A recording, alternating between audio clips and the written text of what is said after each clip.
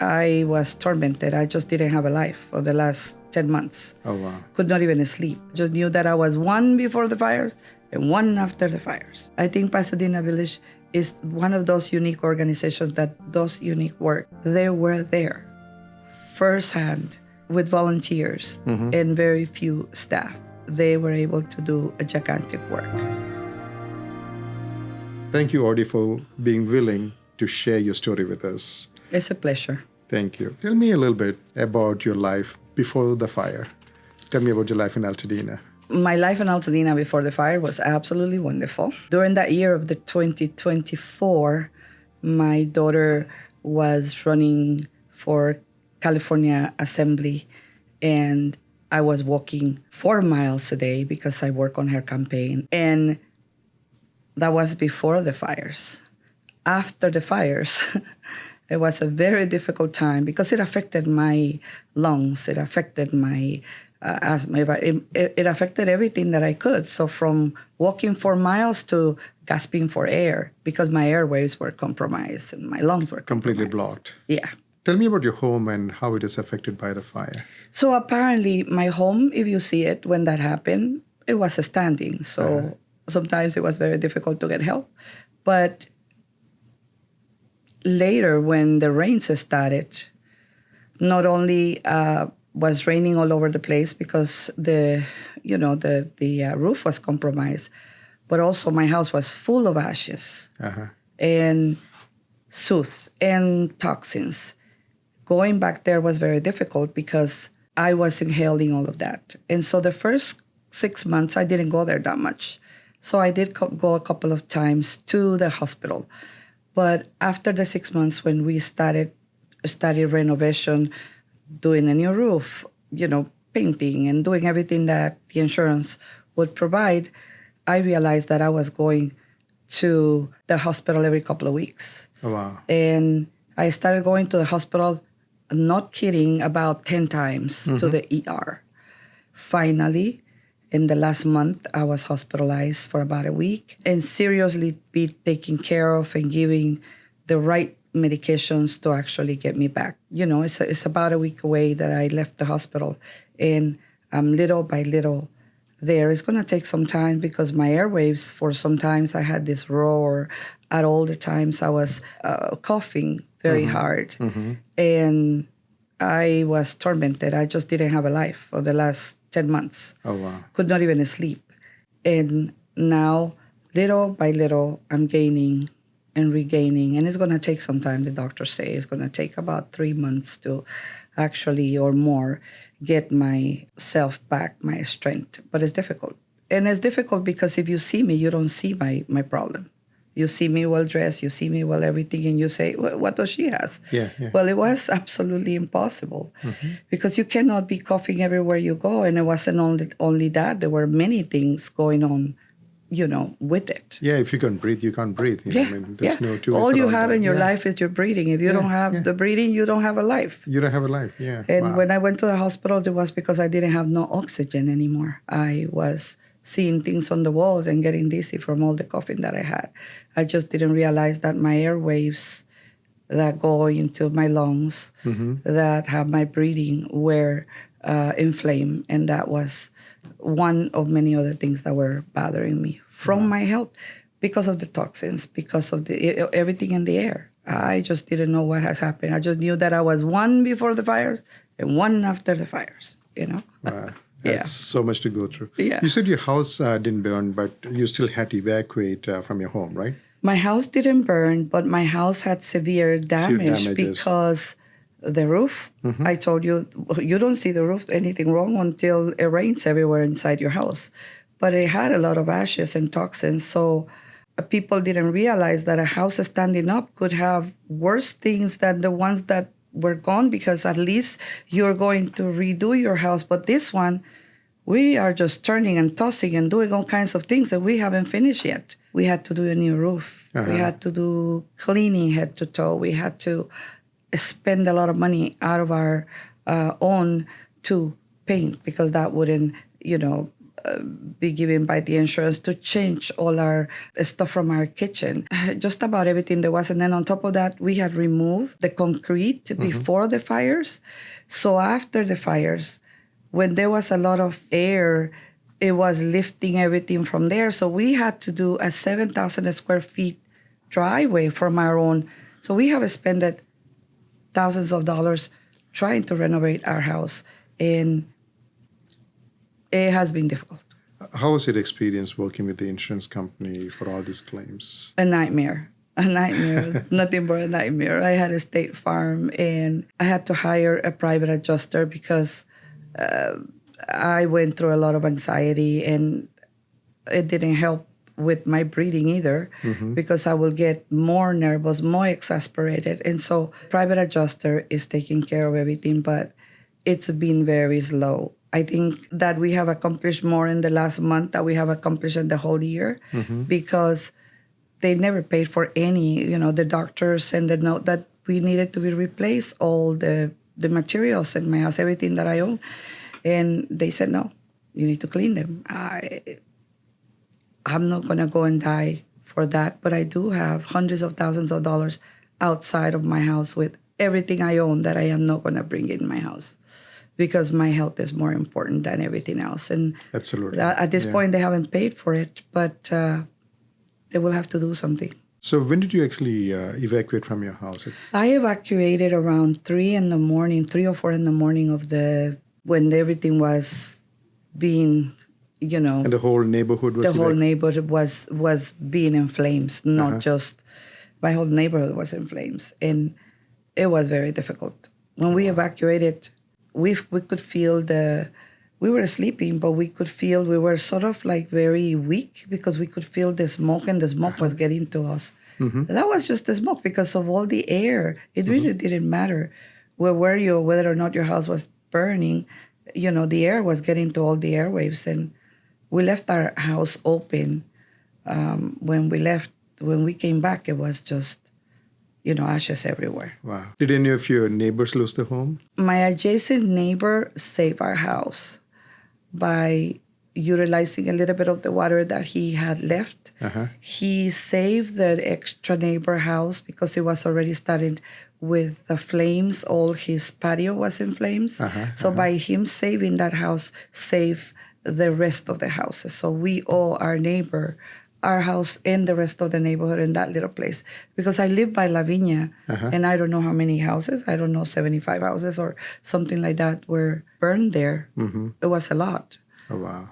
So it affected the whole community over there. Yeah. All your neighbors, everybody had to evacuate. Yeah. Wow. Yeah, it was difficult to see. We live above Loma Alta, just about 2 houses from entering the private zone of La Viña, and we could see La Viña already. It was difficult. Wow. It was not something simple. I often talk about the village. I often refer to the village as a community that we live in. So what kind of support did you get from the community? I cannot tell you. The village not only helped me, it helped my family, because I was not the only person affected in Altadena. My youngest daughter, with her 2 cats, a house burned, and she had to flee. And my middle daughter, who was living with me, had 2 babies, 1-year-old and a 2-year-old, and she had to flee. And I had to go. We all went somewhere else. We all ran everywhere. And I ended up in the shelter because the hotels were full of lines. And I took a lot of my papers, what I could, and my entire family was displaced. We were a very close-knit family, and we haven't been together for a whole year. Everybody is somewhere else. And I had taken the time to see my children and my grandchildren grow. And for those 2 years, I have made the effort to work to the point in which I could enjoy my grandchildren. And that time of that moment that I have waited all my life was taken away from me. Thank God my life was not taken away from me. My children are there, but in Altadena, all the families' lives were affected. And our unity It's going to be a year which we were together in our house for Thanksgiving. We won't be there this year. We won't be there for Christmas because the doctor has given me an order of staying away for about 2 months until I get my breathing back and my health back from staying in Altadena. Though I have not heard yet if those orders are going to be honored by my insurance, but either way, I will still be out. So it's financially and every way, has been affected. So now, even when you're, you haven't moved back in your home yet. You're still living in hotels and all? Yes, I'm still living in a hotel. I'm at the Hyatt right now, Yeah. but I have been in hotels every other month for the last year. The insurance is paying for all The that? insurance is paying for all of that, but it's very difficult. For giving you an example, they have an order right now that the doctor said, this woman cannot go there because this is the diagnosis, and we need her out of there so that she will not be inhaling all this. I haven't heard from them, and my last day is on the 22nd, which means it's Saturday. Wow. So it gives you the tension of the world. Stress you don't Regardless, I need, will have right? to stay somewhere else because I'm not going to go disobey the doctor's orders, but they're going to ask me on that day of the morning. It's very difficult, but I thank God that at least I have it because many people didn't have it. So I cannot complain. I'm just saying that is difficult, Yeah. We're not going to be there for Thanksgiving, and we're not going to be there for Christmas, and we probably come back next year. At least you're all safe. that's what matters. Right? But all I can tell you is Pasadena Village provided love and care, phone calls, treated me and my family with dignity and respect. And for that, I am going to thank them all my life. Because seldom do you see organizations, they're looking everywhere for their villagers. We were all lost. And some of us didn't have access to our phones because we didn't have where to, you go to the shelter, you cannot plug your phone and have that luxury. It's a lot of luxuries you don't have. I know, yeah. And they were there with emails that I could not answer for some time. It took, I don't know how long. Where are you? And how can we help you? And da-da-da. When I had the opportunity, I finally got into social media so my family knew something. Because like I said, we all went everywhere and we didn't know. And by us not having the phone, my phone got into a very interesting mode. My letters were bigger than the phone, and I couldn't even know how to utilize it. I have no idea how to do it. And so for days I was without it. But they were able to reach us one way or the other, sending necessities, sending cash cards, sending even their staff to where we were at to get what we needed. You have no idea. They did that for all the villagers. That is an organization that you cannot thank enough. Oh. I was a whole family, me, Yeah. my grandchildren, and my children. And even though we were all over the place, we were all being giving help, giving everything that we needed. I got into, even in my hotel, the cleaners that they gave us. What is it called? The air purifier. Air purifier. Okay. Yeah. The personal necessities that you need. At that point, a toothpaste and a brush and a comb and all of that. That's so important. Right. And they were there for us. I cannot tell you how thankful my entire family is to have received the help, because it has been very difficult for me because I have been a community organizer, a mental health therapist, everything that you can imagine. Very difficult to receive help. But they did it with such class, with such care, that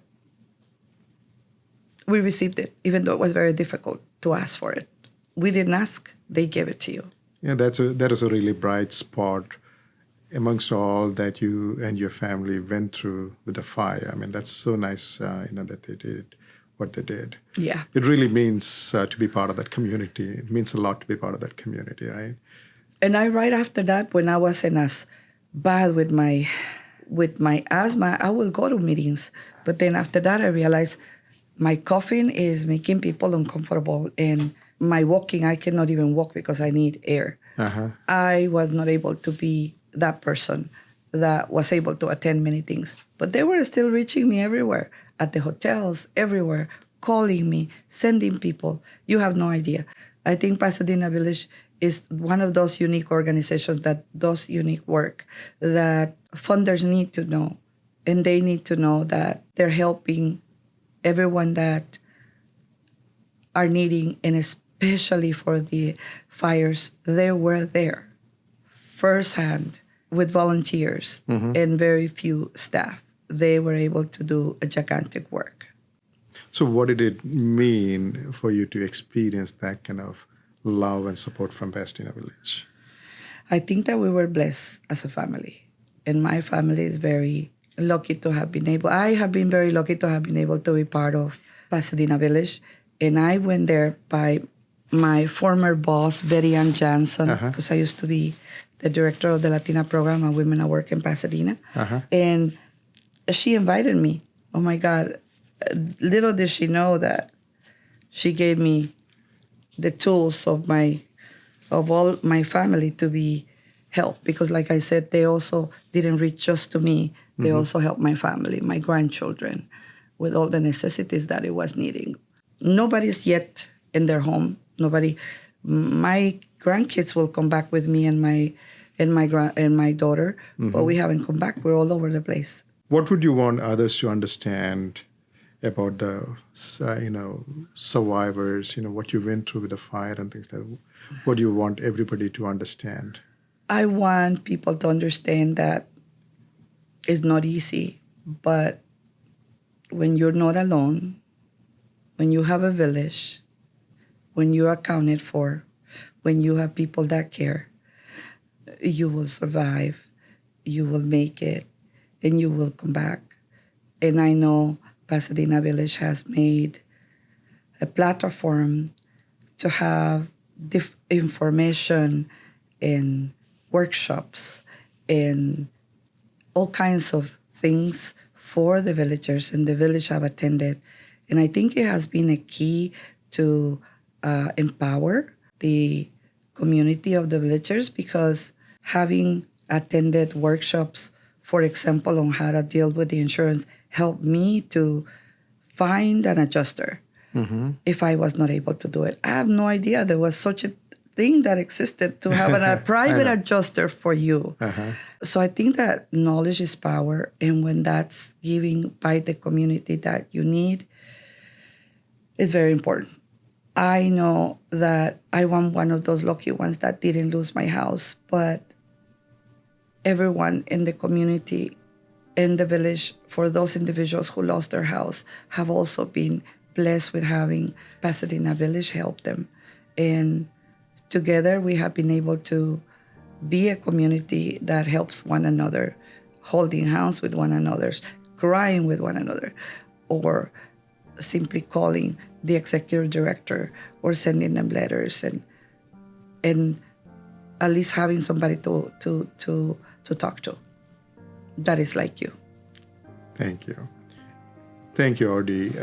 Thank you for sharing your story with us. You really, sharing your story helped everyone to listen and understand and walk in your shoes. Thank you very much for spending the time with us today and sharing your story. It was a pleasure. Thank you for inviting me.